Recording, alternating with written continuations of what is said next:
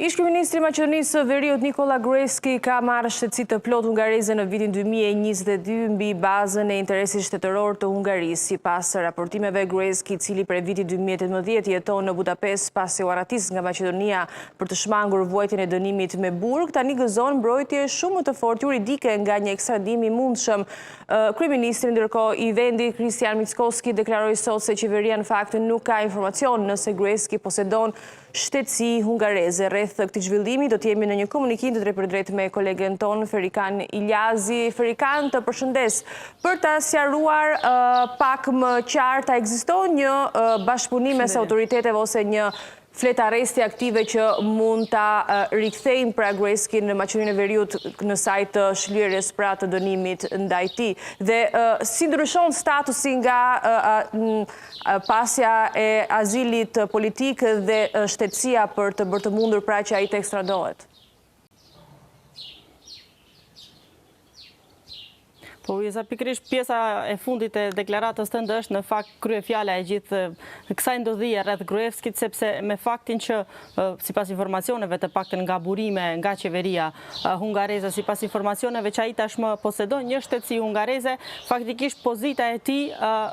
shumë më shumë përmirësohet apo përforcohet dhe është në një situatë më të favorshme për të mos e ekstraduar, për shkak se nëse marrim si bazë vetëm azilin politik, ai edhe pse dhe për atë ka procedura të ndërlikuara juridike, gjithsesi nuk ka qenë një hap i pamundur. Ndërkohë që me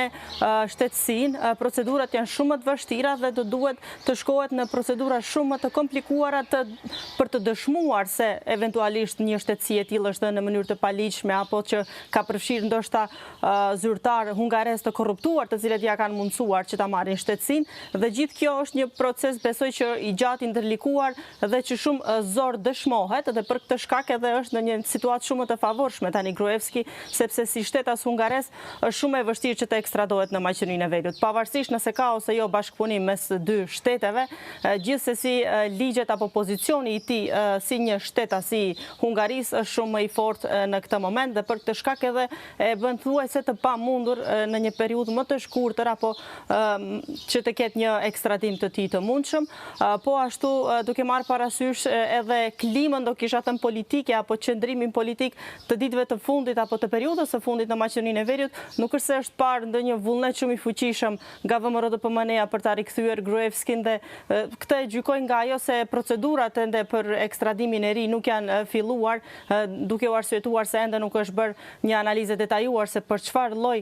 dënimesh ata do të referohen si formë e kërkesës pra për ekstradimin e tij, dhe madje ai nuk ka asnjë kërkesë aktive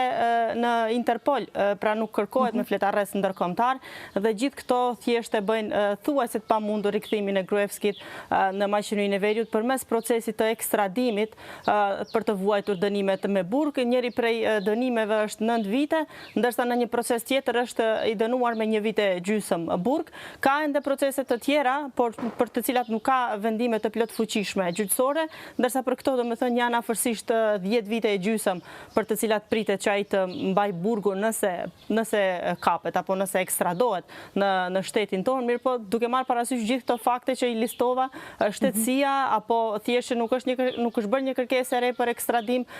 pamundësia thuajse për të dëshmuar